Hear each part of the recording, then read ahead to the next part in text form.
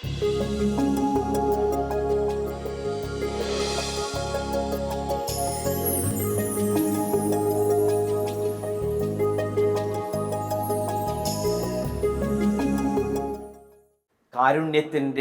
ആൾരൂപമായിരുന്ന ഒരമ്മയെ,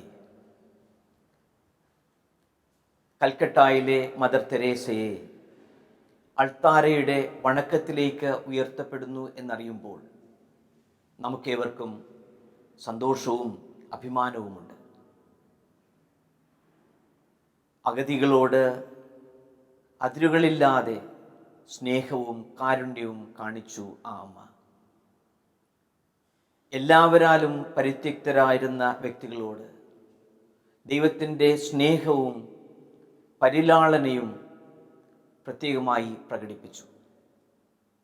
അതോടൊപ്പം തന്നെ സമ്പൂർണമായി ദൈവത്തിൻ്റെ പരിപാലനയിൽ വിശ്വസിച്ചും ആശ്രയിച്ചും ജീവിച്ചു വിശുദ്ധ മദർ തെരേസ. തൻ്റെ ജീവിതം മുഴുവൻ 4-5 കൊച്ചു വാക്യങ്ങളിൽ ഒരു സ്വയംകൃത ചരിത്രം എന്ന പോലെ, ഒരു ഓട്ടോബയോഗ്രഫി എന്ന പോലെ മദർ തെരേസ എഴുതി വച്ചിരുന്നു. അതിപ്രകാരമാണ്: by blood I am an Albanian, by citizenship I am an Indian, and by faith I am a Catholic nun. As to my calling, I belong to the world.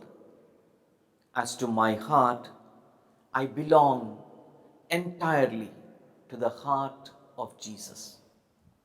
അതായത്, രക്തം കൊണ്ട് ഞാൻ ഒരു അൽബേനിയക്കാരിയാണ്, എന്നാൽ പൗരത്വം കൊണ്ട് ഞാൻ ഒരു ഇന്ത്യക്കാരി.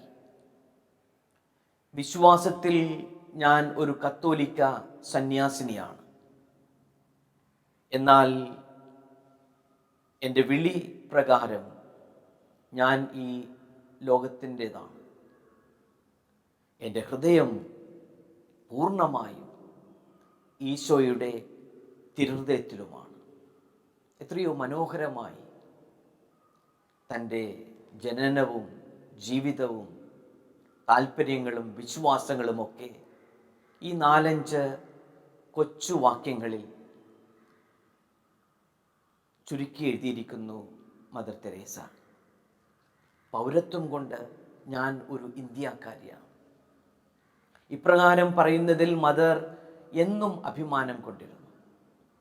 മാത്രമല്ല, ഈ ഭാരതത്തിലെ ജനങ്ങൾ, പ്രത്യേകിച്ച് ഇവിടെയുള്ള രോഗികൾ, എല്ലാവരാലും തിരസ്കൃതരായിരിക്കുന്ന വ്യക്തികൾ മദറിൻ്റെ ഹൃദയത്തിൽ എന്നും പ്രത്യേകമായ ഒരു സ്ഥാനം അലങ്കരിച്ചിരുന്നു. വിദേശത്തായാലും എവിടെയായാലും ആരെങ്കിലും കണ്ടാൽ തൻ്റെ ഈ പ്രവർത്തനങ്ങൾക്ക് സഹായകമാകുന്ന വിധത്തിൽ അവരെയും അതിൽ പങ്കുചേർക്കുവാൻ പ്രചോദിപ്പിക്കുമായിരുന്നു മദർ തെരേസ. എൻ്റെ ഒരു അനുഭവം പറയാം. റോമിൽ പഠനത്തിനു ശേഷം ഏകദേശം 3 വർഷക്കാലം വത്തിക്കാനിലെ ആരോഗ്യ പ്രവർത്തനങ്ങൾക്ക് നേതൃത്വം കൊടുക്കുന്ന pontifical council for pastoral health കെയറിൽ ഞാൻ സേവനമനുഷ്ഠിച്ചിരുന്നു. 3 വർഷം കഴിഞ്ഞപ്പോൾ ഒരു സുപ്രധാനമായ തീരുമാനം എടുക്കണമായിരുന്നു. അവിടെ തന്നെ തുടർന്ന് അനുഷ്ഠിക്കണമോ അല്ലെങ്കിൽ നാട്ടിലേക്ക് തിരികെ രൂപതയിലേക്ക് വരണമോ എന്നുള്ള ഒരു തീരുമാനം.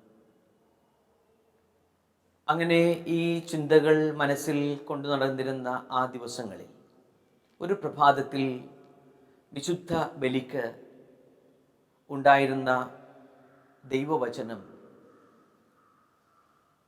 അടയാളങ്ങളെ പറ്റിയായിരുന്നു. ഒരു ദിവസം പ്രഭാതത്തിൽ ദിവ്യപൂജയ്ക്ക് ഉണ്ടായിരുന്ന തിരുവചനം അടയാളങ്ങളെ പറ്റിയായിരുന്നു. ബലിക്ക് ശേഷം എൻ്റെ മനസ്സിൽ യാത്രയുടെ അവസരത്തിലുമൊക്കെ എൻ്റെ മനസ്സിലുണ്ടായിരുന്ന ചിന്ത, ദൈവമേ, എനിക്കൊരു അടയാളം തരണമേ, ഈ ഒരു തീരുമാനം എടുക്കുന്നതിന് സഹായകമാകുന്ന വിധത്തിൽ. ഓഫീസിലേക്ക് പോകുന്നതിന് മുൻപ് സെൻറ്റ് പീറ്റേഴ്സ് ബസിലിക്കയിലെ ആ ദിവ്യകാരുണ്യ ആരാധന ചാപ്പലിൽ പോയി അല്പനേരം പ്രാർത്ഥിച്ചു. ദിവ്യകാരുണ്യനാഥനോട് പ്രത്യേകമായി പ്രാർത്ഥിച്ചു, ഒരു തീരുമാനമെടുക്കുവാൻ എന്നെ സഹായിക്കണമേ, അതിനുവേണ്ടിയുള്ള ഒരു അടയാളം എനിക്ക് തരണമേ എന്ന് പ്രാർത്ഥിച്ചിരുന്നു. അങ്ങനെ ആ ദിവ്യകാരുണ്യ ചാപ്പലിൽ നിന്ന് തിരികെ ഓഫീസിലേക്ക് പോയി. ഓഫീസിൽ ജോലി ആരംഭിക്കുന്ന അവസരത്തിൽ അന്ന് പൊന്തിഫിക്കൽ കൗൺസിൽ ഫോർ ഹെൽത്തിൻ്റെ സെക്രട്ടറി ആയിരുന്ന സ്പെയിൻകാരൻ ബിഷപ്പ് ഹോസെ റെദ്രാദോ എന്നെ സമീപിച്ചിട്ട് പറഞ്ഞു, ഒരു കാര്യം അറിയാമോ, ഇന്ന് മദർ തെരേസ നമ്മുടെ ഓഫീസിൽ വരും. അപ്പോൾ അലക്സ് കൂടെ ഉണ്ടാകണം. മദർ ഇംഗ്ലീഷിൽ സംസാരിക്കുമ്പോൾ അത് ഇറ്റാലിയനിലേക്ക് തർജ്ജമ ചെയ്യുവാൻ കാർഡിനൽ പ്രസിഡൻറ്റ് കാർഡിനൽ ഫിറൻസോ അഞ്ചലീനിയും മറ്റും ഇറ്റാലിയനിൽ സംസാരിക്കുമ്പോൾ അത് ഇംഗ്ലീഷിലേക്കും ഞാൻ തർജ്ജമ ചെയ്യണം. അങ്ങനെ ഞങ്ങളെല്ലാവരും കാത്തിരുന്ന് ആ നിമിഷം വന്നെത്തി. 10 മണിയോടെ മദർ തെരേസ ഈ ഓഫീസിലെത്തി. ഞാൻ മദറിനോടൊപ്പം ഉണ്ടായിരുന്നു. മദർ പറയുന്ന കാര്യങ്ങൾ സന്തോഷത്തോടുകൂടെ മറ്റുള്ളവർക്ക് തർജ്ജമ ചെയ്യുവാനും മറ്റുള്ളവരുടെ പറയുന്ന കാര്യങ്ങൾ ഇറ്റാലിയൻ ഭാഷയിൽ നിന്നും ഇംഗ്ലീഷിലേക്ക് തർജ്ജമ ചെയ്യുവാനും. അങ്ങനെ ഏകദേശം 2-2.5 മണിക്കൂർ മദർ ഞങ്ങളോടൊപ്പം ഉണ്ടായിരുന്നു. മദർ പോകുന്നതിന് തൊട്ട് മുൻപ് ഇങ്ങനെ ആ മൃദുല കരങ്ങൾ കൊണ്ട് എൻ്റെ തോളത്തൊന്ന് മെല്ലെ സ്പർശിച്ചിട്ട് പറഞ്ഞു, father Alex, come back to India, we have lot of things to do there. Alex അച്ഛാ, തിരികെ ഇന്ത്യയിലേക്ക് വരിക, നമുക്കൊരുമിച്ച് ഒത്തിരി കാര്യങ്ങൾ ചെയ്യാനുണ്ട്. എനിക്ക് അതിശയമായി തോന്നി ദൈവത്തിൻ്റെ നിശ്ചയം, അവിടുത്തെ വിശുദ്ധമായ ആ തീരുമാനം മദറിൻ്റെ വാക്കുകളിലൂടെ എന്നെ അറിയിച്ചു. മദറിൻ്റെ മനസ്സിൽ ഭാരതത്തിൻ്റെ പ്രവർത്തനങ്ങൾ എപ്പോഴും കൂടുതൽ മെച്ചമാകണമെന്നും അതിൽ ആരൊക്കെ മദറിനോടൊപ്പം ഈ ഒരു പ്രവർത്തനങ്ങളിൽ പങ്കുചേരുവാൻ സാധ്യമാകും എന്നതിൻ്റെ എല്ലാം ആ ചിന്തയായിരിക്കണം, ഈ നാടിനോടുള്ള പ്രതിജ്ഞാബദ്ധതയായിരിക്കണം മദറിനെ അപ്രകാരം പറയുവാൻ പ്രചോദിപ്പിച്ചത്. അങ്ങനെ ഈ നാടിനെ മദർ തെരേസ സ്നേഹിച്ചു. ഒരു ഭാരതീയ പൗരയാണെന്ന് പറയുന്നതിൽ അഭിമാനം കൊണ്ടു. നമ്മുടെ ഈ നാടും മദർ തെരേസ എന്നും ബഹുമാനിച്ചിരുന്നു, ആദരിച്ചിരുന്നു. അവർ ചെയ്തിരുന്ന സേവനങ്ങളെ, ശുശ്രൂഷയെ എന്നും അംഗീകരിച്ചിരുന്നു. അതിൻ്റെ അടയാളം തന്നെയാണ് 1962 ഏപ്രിൽ മാസം ഡോക്ടർ രാജേന്ദ്ര പ്രസാദ് ഭാരതത്തിൻ്റെ രാഷ്ട്രപതിയായിരുന്ന കാലത്ത് മദറിന് പത്മശ്രീ പുരസ്കാരം നൽകി ആദരിച്ചത്. പിന്നീട് ഭാരതത്തിൻ്റെ പരമോന്നത ബഹുമതിയായ ഭാരതരത്ന 1980 മാർച്ച് 22 മദറിന് നൽകി. അങ്ങനെ എന്നും നമ്മുടെ ഈ നാട് മദർ തെരേസ നൽകിയ ആ വിശിഷ്ട സേവനങ്ങൾക്ക് അംഗീകാരവും ആദരവും ബഹുമാനവും കൽപ്പിച്ചിരുന്നു. അൽബേനിയയുടെ സ്വാതന്ത്ര്യത്തിനു ശേഷം 1990 അൽബേനിയയുടെ സർക്കാരിൻ്റെ തീരുമാനപ്രകാരം ഇറ്റലിയിലെ അൽബേനിയൻ എംബസിയിൽ നിന്നും നയതന്ത്ര പ്രതിനിധികൾ മദറിനെ റോമിലെ മദർ തെരേസയുടെ കോൺവെൻറ്റിൽ വിയ കാസലീന 222 നമ്പർ ഭവനത്തിൽ വന്നു കണ്ടു. അവർ മദറിനോടുള്ള ബഹുമാനവും ആദരവിൻ്റെയും അടയാളമായി മദറിന് വീണ്ടും ആ അൽബേനിയൻ പൗരത്വം കൊടുക്കുവാനുള്ള നിർദ്ദേശം വച്ചുകൊണ്ടാണ് മദറിനെ സമീപിച്ചത്. മദർ സന്തോഷത്തോടുകൂടെ അവരെ കേട്ടിരുന്നെങ്കിലും മദറിൻ്റെ ഉറച്ച തീരുമാനം അവരോട് പറഞ്ഞു, ഞാൻ ഒരു ഇന്ത്യൻ സിറ്റിസണായി ഭാരതീയ പൗരത്വം തുടരുന്നതിൽ തന്നെ സന്തോഷിക്കുന്നു. അങ്ങനെ വീണ്ടും അവരുടെ അഭിപ്രായത്തിൻ്റെ അവസാനം അവർ പറഞ്ഞു, എങ്കിൽ ഞങ്ങൾ മദറിനെ ഒരു അൽബേനിയൻ ഇന്ത്യനായി പരിഗണിക്കാം എന്ന്. അങ്ങനെ ആ നയതന്ത്ര പ്രതിനിധികളുടെ അഭിപ്രായത്തോട് മദറിൻ്റെ പ്രതികരണം ഇപ്രകാരമായിരുന്നു, ഞാൻ ഒരു ഭാരതീയ പൗരയായി തുടരുന്നതിൽ അഭിമാനിക്കുന്നു എന്ന്. 1997 സെപ്റ്റംബർ 13 മദറിൻ്റെ അന്തിമോപചാര വേളയിൽ കൽക്കത്തയിലെ നേതാജി സ്റ്റേഡിയത്തിലേക്ക് പൂജ്യ ശരീരം സംവഹിക്കപ്പെട്ടത്. ഭാരതത്തിൻ്റെ ത്രിവർണ പതാക പുതപ്പിച്ച് രാഷ്ട്രപിതാവായ മഹാത്മാഗാന്ധിയുടെ പൂജ്യ ശരീരം സംവഹിച്ച അതേ വാഹനത്തിൽ തന്നെയായിരുന്നു. അങ്ങനെ ഒരു ഭാരത പുത്രിയായി തന്നെയാണ് മദറിനെ ആ അന്തിമ നിവേളം വരെ എന്നും രാജ്യം പരിഗണിച്ചത്. ദേശീയ ബഹുമതികളോടുകൂടി മദറിൻ്റെ അന്തിമോപചാര ശുശ്രൂഷകൾ നടന്നു. 33 ലോകരാഷ്ട്രങ്ങളിൽ നിന്നുള്ള രാഷ്ട്ര നേതാക്കന്മാരോടൊപ്പം ഭാരതീയ ജനത കണ്ണീരോടും കൃതജ്ഞതയോടും കൂടെ മദർ തെരേസയ്ക്ക് യാത്രാമൊഴി നേർന്നു. ഈ ലോകത്ത്, പ്രത്യേകിച്ച് നമ്മുടെ നാട്ടിൽ മദർ നൽകിയ ആ കാരുണ്യത്തിൻ്റെ ശുശ്രൂഷയ്ക്ക് എന്നും ഈ നാട് നന്ദിയും കടപ്പാടും കാത്തു സൂക്ഷിക്കുന്നു. മദറിൻ്റെ ഈ ഒരു ഓട്ടോബയോഗ്രഫിയിലെ മറ്റൊരു ശ്രദ്ധേയമായ വാക്യം, as my calling I belong to the world എന്നാണ്. അതായത് എൻ്റെ ദൈവവിളി അനുസരിച്ച് ഞാൻ ഈ ലോകത്തിൻ്റെ മുഴുവനാണ്. ഒരിക്കലും കൽക്കട്ട മാത്രമായിരുന്നില്ല, അല്ലെങ്കിൽ ഭാരതത്തിൻ്റെ ഈ അതിർത്തികൾ മാത്രമല്ലായിരുന്നു മദറിൻ്റെ ശുശ്രൂഷ രംഗം. ആ സേവനം ലോകത്തിൻ്റെ എല്ലാ പ്രദേശങ്ങളിലേക്കും, രോഗികൾ, നൊമ്പരപ്പെടുന്നവർ, അഭയാർത്ഥികൾ എവിടെയുണ്ടോ അവരിലെല്ലാം ആ ഹൃദയത്തിൻ്റെ സ്നേഹം കടന്നു ചെന്നു. അങ്ങനെ മംഗോളിയയിലും ന്യൂസിലൻഡിലും ഒക്കെ മദറിൻ്റെ ശുശ്രൂഷയുടെ സാന്നിധ്യം ചെന്നെത്തി. എത്യോപ്യയിലെ മുസ്ലിം ചക്രവർത്തിയുടെ അടുത്ത് ചെന്ന് ഇവിടെയുള്ള പാവങ്ങൾക്ക് ശുശ്രൂഷ ചെയ്യുവാൻ ആഗ്രഹമുണ്ടെന്ന് മദർ അറിയിച്ചു. അങ്ങനെ ആ മദറിൻ്റെ ശുശ്രൂഷയ്ക്കായി ആ മുസ്ലിം രാഷ്ട്രം സന്തോഷത്തോടുകൂടെ വാതിൽ തുറന്നു കൊടുത്തു. ഇറാഖിലെ ഭരണാധിപനായിരുന്ന സദാം ഹുസൈൻ്റെ കൊട്ടാരത്തിൽ നിന്ന് ഒരു കല്ലേറ് ദൂരം മാത്രം അകലെയിലായിരുന്നു മദറിൻ്റെ മിഷണറീസ് ഓഫ് ചാരിറ്റിയിലെ കോൺവെൻറ്റും അവർ നടത്തിയിരുന്ന ഒരു അനാഥാലയവും. അങ്ങനെ മദർ എന്നും ഈ ഒരു ശുശ്രൂഷ സേവന രംഗം ലോകമെമ്പാടും വേദനിക്കുന്ന ഏതൊരു വ്യക്തിയിലേക്കും കടന്നു ചെന്നു.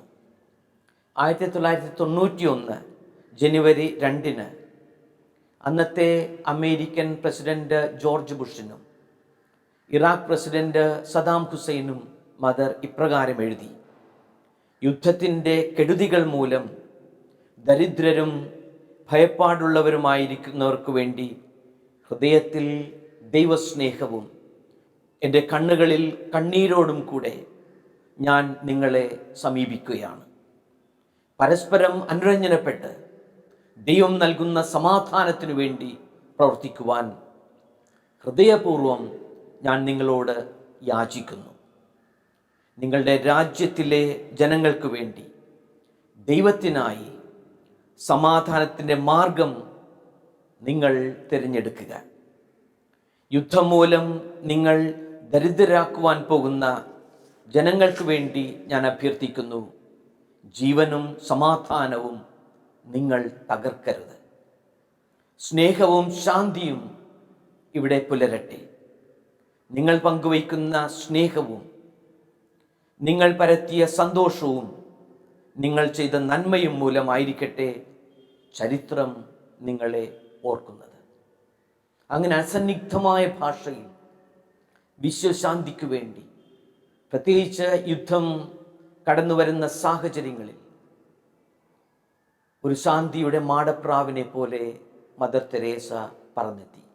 ഗ്രന്ഥകർത്താവും നയതന്ത്രജ്ഞനുമായിരുന്ന നവീൻ ചൗള മദറിനോട് ഒരിക്കൽ ചോദിച്ചു, ഈ ലോകത്തിലെ ഏറ്റവും കരുത്തുറ്റ വനിതയാണല്ലോ മദർ എന്ന്.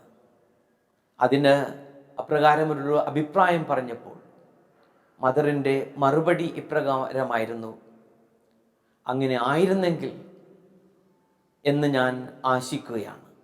എങ്കിൽ ലോകം മുഴുവൻ സമാധാനം കൊണ്ടുവരുവാൻ ഞാൻ പരിശ്രമിക്കുമായിരുന്നു. അങ്ങനെ ലോകത്തിൻ്റെ മുഴുവൻ ശാന്തിക്ക് വേണ്ടി, ലോകത്തിൻ്റെ മുഴുവൻ സുസ്ഥിതിക്ക് വേണ്ടി ഹൃദയത്തിൽ ആഗ്രഹിക്കുകയും ഉള്ളിൻ്റെ ഉള്ളിൽ പ്രാർത്ഥിക്കുകയും അതിനുവേണ്ടി പ്രവർത്തിക്കുകയും ചെയ്ത വനിതയായിരുന്നു ഇന്ന് അൾത്താരയിൽ വണക്കത്തിലേക്ക് ഉയർത്തപ്പെട്ടിരിക്കുന്ന വിശുദ്ധ മദർ തെരേസ. 1965 ഒക്ടോബർ 13 മദർ ഒരു കത്തിൽ എഴുതിയത് ഇപ്രകാരമാണ്: വഴിയോരത്ത് പുഴുവരിച്ചു കിടന്നിരുന്ന 2 പേരെ ഞങ്ങളുടെ ഭവനത്തിലേക്ക് 3 ദിവസം മുൻപ് കൂട്ടിക്കൊണ്ടുവന്നു.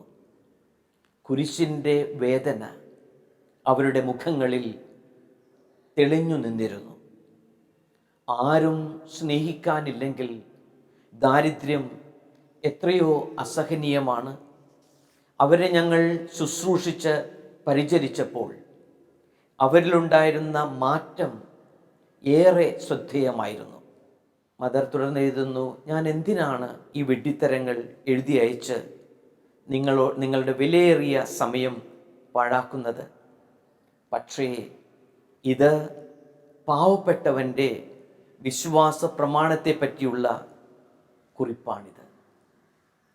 അങ്ങനെ അതിർത്തി വരമ്പുകളില്ലാതെ മദർ മനുഷ്യരെ സ്നേഹിച്ചു. അവരുടെ നൊമ്പരങ്ങൾ ഒപ്പിയെടുക്കുവാൻ പരിശ്രമിച്ചു. ദൈവസ്നേഹത്തിൽ എല്ലാവരെയും ആശ്ലേഷിച്ചു. വിശ്വശാന്തിക്കു വേണ്ടി പ്രാർത്ഥിക്കുകയും പ്രവർത്തിക്കുകയും ചെയ്തു. അതിനുള്ള അംഗീകാരം തന്നെയാണ് 1962 മാക്സസെ അവാർഡും 1991 ജോൺ എഫ് കെന്നഡി അവാർഡും 1979 സമാധാനത്തിനുള്ള നോബൽ പുരസ്കാരവുമൊക്കെ. അങ്ങനെ മദർ തൻ്റെ ഓട്ടോബയോഗ്രഫിയിൽ കുറിച്ച ആ വാക്യം, as for my calling I belong to the world, എൻ്റെ ദൈവവിളി ഈ ലോകത്തിന് മുഴുവൻ വേണ്ടിയുള്ളതായിരുന്നു. മറ്റൊരു ശ്രദ്ധേയമായ വാക്യം ഇതാണ്: എൻ്റെ ഹൃദയം യേശുവിൻ്റെ ഹൃദയത്തിൽ ആണ്. മദർ പറഞ്ഞിരുന്നു, കുട്ടിക്കാലം മുതൽ തന്നെ എൻ്റെ ആദ്യ സ്നേഹം, മൈ ഫസ്റ്റ് ലവ്, യേശുവിൻ്റെ തിരുഹൃദയം ആയിരുന്നുവെന്ന്. മദറിൻ്റെ പ്രതിസന്ധി ഘട്ടങ്ങളിൽ എപ്പോഴും മദർ സമീപിച്ചിരുന്ന ഈശോ സഭാ വൈദികനായിരുന്ന ഫാദർ ജോസഫ് നോയിനർ പൂന പേപ്പൽ അത്തനയത്തിൽ പഠിപ്പിച്ചിരുന്ന അദ്ദേഹത്തിന് ഒരിക്കൽ മദർ എഴുതിയത് ഇപ്രകാരമാണ്. 1967 ജൂലൈ 27 എഴുതിയ കത്ത്: യേശുവിന് വേണ്ടി മാത്രമാണ് ഞാൻ ഇതെല്ലാം ചെയ്യുന്നത്. യേശുവിൻ്റെ പ്ലാനും പദ്ധതിയുമാണ് എൻ്റെ അവസാന വാക്ക്. ഇത് മദർ എന്നും കാത്തു സൂക്ഷിച്ചിരുന്ന കാര്യമാണ്. താൻ ചെയ്യുന്നതെല്ലാം താൻ വിശ്വസിക്കുന്ന ക്രിസ്തുവിന് വേണ്ടി. മദർ ഒരിക്കൽ ഒരു സന്ധ്യാനേരത്ത് മറ്റൊരു സഹോദരിയുമായി കൽക്കട്ടയിലെ തെരുവീഥിയിൽ പുഴുവരിച്ചു കിടക്കുന്ന ഒരു മനുഷ്യനെ സമീപിച്ചു. ആ സ്ട്രീറ്റ് ലൈറ്റിൻ്റെ അരണ്ട വെളിച്ചത്തിൽ ആ മനുഷ്യനെ അവർ സ്നേഹത്തോടുകൂടെ തലോടി. ആ മനുഷ്യൻ ഇവരുടെ മുഖത്തേക്ക് സൂക്ഷിച്ചു നോക്കിയിട്ട് ഉച്ചത്തിൽ വിളിച്ചു ചോദിച്ചു, നിങ്ങൾ എന്തിന് ഇങ്ങനെ എന്നെ സ്നേഹിക്കണം? എന്തിനെന്നെ സ്നേഹത്തോടുകൂടെ തലോടണം? ഞാൻ വർഷങ്ങളായി എല്ലാവരാലും ഉപേക്ഷിക്കപ്പെട്ട് ഈ തെരുവോരത്ത് കഴിയുന്നു. എന്തിന് ഇപ്പോൾ നിങ്ങളുടെ ഈ പ്രത്യേകമായ സ്നേഹം എന്നോട് കാണിക്കുന്നു? ആ മനുഷ്യൻ്റെ ഉച്ചത്തിലുള്ള ഈ ചോദ്യങ്ങൾക്കാരും മറുപടി കൊടുത്തില്ല. ആ മനുഷ്യൻ ഇങ്ങനെ ആ മുഖങ്ങളിലേക്ക് സൂക്ഷിച്ചു നോക്കി. സാവധാനം നീലക്കരയുള്ള ആ വെളുത്ത സാരിയിൽ കൊത്തിയിരുന്ന ആ ക്രൂശിത രൂപത്തിലേക്കും അദ്ദേഹം ശ്രദ്ധിച്ചു. ആ ക്രൂശിത രൂപത്തിലേക്ക് ഇങ്ങനെ ശ്രദ്ധിച്ചപ്പോൾ ആ മനുഷ്യൻ്റെ ചോദ്യങ്ങൾക്ക് ഒരുപക്ഷെ ഉത്തരം ലഭിച്ചിരിക്കണം. മദർ എപ്പോഴും വ്യക്തമാക്കിയിരുന്നു, ഞാനിത് ചെയ്യുന്നത് എൻ്റെ ക്രിസ്തുവിന് വേണ്ടിയാണ്. കുഷ്ഠരോഗികളുടെ മുറിവുകൾ കഴുകി മരുന്ന് വെച്ച് കെട്ടിക്കൊടുക്കുന്നത് ഒരു ധനികനായ മനുഷ്യൻ ഇങ്ങനെ നോക്കി നിന്നു അത്രേ. ആ മനുഷ്യൻ പിന്നീട് മദറിനോട് പറഞ്ഞു, ഒരു $10,000 എനിക്ക് തരാം എന്ന് പറഞ്ഞാൽ പോലും ഞാൻ ഇത് ചെയ്യില്ല. മദറും ആ മനുഷ്യനെ നോക്കി പുഞ്ചിരിച്ചുകൊണ്ട് പറഞ്ഞു അത്രേ, ഞാനും അത് ചെയ്യില്ല, പക്ഷെ ഞാനിത് ചെയ്യുന്നത് ക്രിസ്തുവിന് വേണ്ടിയാണ്. We do it for somebody and not for something, mother പറഞ്ഞു. അതായത് ഒന്നിനും വേണ്ടിയല്ല, ഒരാൾക്ക് വേണ്ടിയുമല്ല ഞാനിത് ചെയ്യുന്നത്, ഞാൻ ചെയ്യുന്നത് ക്രിസ്തുവിന് വേണ്ടി. 1947 ദിവ്യകാരുണ്യ തിരുനാൾ ദിവസം കൽക്കട്ടയിലെ അന്നത്തെ ആർച്ച് ബിഷപ്പ് ഫെർഡിനൻഡ് പിയറിന് മദർ എഴുതി, ഭയപ്പെടേണ്ട, ഞാൻ നിന്നോടൊപ്പം എന്നും ഉണ്ടാകുമെന്നുള്ള ക്രിസ്തുവിൻ്റെ വാക്കുകൾ എനിക്ക് ശക്തി പകരുന്നു. അവരുടെ സങ്കടങ്ങൾ നിറഞ്ഞ മാളങ്ങളിലേക്കും ഇരുൾ നിറഞ്ഞ വീടുകളിലേക്കും ഞാൻ കടക്കുമ്പോൾ യേശുവിൻ്റെ തിരുഹൃദയത്തിൽ നിന്നുള്ള പ്രകാശം എനിക്കുണ്ട്. പ്രിയമുള്ളവരെ, അൾത്താരയുടെ വണക്കത്തിലേക്ക് ഈ കാരുണ്യ വർഷത്തിൽ ഫ്രാൻസിസ് മാർപ്പാപ്പ മദർ തെരേസയെ ഉയർത്തുമ്പോൾ നമ്മുടെ മുൻപിൽ നമുക്ക് വലിയൊരു പ്രചോദനമുണ്ട്. ഒന്ന്, നമ്മുടെ ഈ ഭാരതത്തിൽ ഇവിടെ ആയിരിക്കുമ്പോൾ അഭിമാനം കൊള്ളുവാൻ, ഈ നാടിനു വേണ്ടി കർമ്മധീരരാകുവാൻ, അങ്ങനെ അഭിമാനത്തോടുകൂടെ നാടിൻ്റെ നന്മയ്ക്ക് വേണ്ടി മദറിനെ പോലെയും മദറിൽ നിന്ന് പ്രചോദനം ഉൾക്കൊണ്ട് അധ്വാനിക്കുവാൻ. 2, നമ്മുടെ ഹൃദയങ്ങളും ഒരു വിശ്വമാനവികത എന്നും ഹൃദയങ്ങളിൽ കാത്തുസൂക്ഷിക്കുവാൻ. അങ്ങനെ ജാതിയുടെ, മതത്തിൻ്റെ, ഭാഷയുടെ, വർഗത്തിൻ്റെ, വർണ്ണത്തിൻ്റെ എല്ലാം അതിർത്തി വരമ്പുകൾക്കപ്പുറമായി മറ്റുള്ളവരെ സ്നേഹിക്കുവാൻ, മനുഷ്യരായിരിക്കുന്ന വിധത്തിൽ പരിഗണിക്കുവാൻ മദർ നമുക്ക് പ്രചോദനം നൽകുന്നു. എല്ലാറ്റിനുപരിയായി നാം വിശ്വസിക്കുന്ന ഈശ്വരനിൽ എന്നും സന്തോഷവും സംതൃപ്തിയും കണ്ടെത്തുവാൻ, നാം വിശ്വസിക്കുന്ന ക്രിസ്തുവിനെ മുൻപിൽ കണ്ട് ആ ക്രിസ്തുവിനു വേണ്ടി ശുശ്രൂഷ ചെയ്യുവാൻ മദർ നമ്മെ പ്രചോദിപ്പിക്കുന്നു. സ്വർഗത്തിലിരുന്ന് ഈ കാരുണ്യത്തിൻ്റെ പ്രതിരൂപമായ മദർ തെരേസ, ഈ വിശുദ്ധ പദവിയിലേക്ക് സഭ ഉയർത്തിയിരിക്കുന്ന ഈ ധീര വനിത നമ്മെ പ്രചോദിപ്പിക്കട്ടെ. കാരുണ്യത്തിൻ്റെ പുതിയൊരു സംസ്കാരം നാം ആയിരിക്കുന്ന സാഹചര്യങ്ങളിൽ തീർക്കുവാൻ മദർ തെരേസ നമുക്ക് വേണ്ടി മാധ്യസ്ഥം വഹിക്കട്ടെ. ദൈവം നമ്മെ സമൃദ്ധമായി അനുഗ്രഹിക്കട്ടെ.